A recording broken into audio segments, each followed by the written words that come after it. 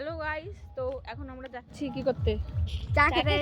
হ্যাঁ, কোথায় যাচ্ছি এখন চা খেতে? এই তো এই যারাজন আছে, কিন্তু আমার বয়স 19 বছর আর এরা হচ্ছে আমার হাঁটুর বয়সী। তাও আমি এদের সাথে মিশি, কেউ কমেন্ট করবে না, মেরে ফেলবো।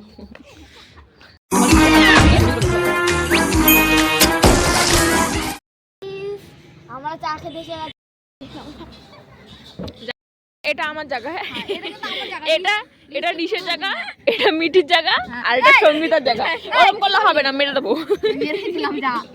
চলো এবার আঁকিবুকি করি, চলো আঁকিবুকি করি। তো আমি সিগনেচার করেছি, আর এ কি করছে জানি না আমি। এই যে ঘর, এটা গাছ। দাঁড়াবেন, এই ঘরের মধ্যে থাকবে ওর বরকে নিয়ে। ওর ঘর আমার নাম, হ্যাঁ এটা সূর্য। তারা ওর ঘর ভেঙে দিয়েছে এই ছেলেটা, আর এ কি করেছে সেটা ও জানে। ভিজে করে ফেলেছে গাইস, দেখো জায়গায় যাচ্ছে না। তো গাইস এখানে সবাই খায় আর আমরা আঁকি, আমাদের তো টাকা নেই।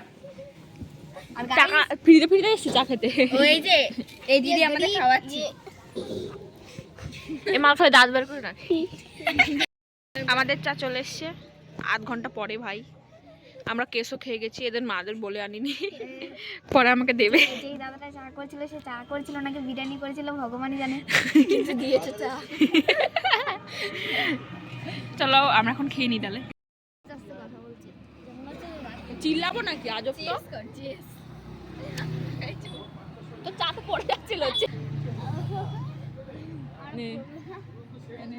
আরে আরে আরে বেশিটা হয়ে গেছে, একটু কমিয়ে নি, হালকা করে ফেলে একটু কমিয়ে নি। কিরম হয়েছে চা? মালা জিভ পুড়ে গেছে। তার কাটা জিভ পুড় গায়া। খেতে হবে না, খেতে পারতাম না।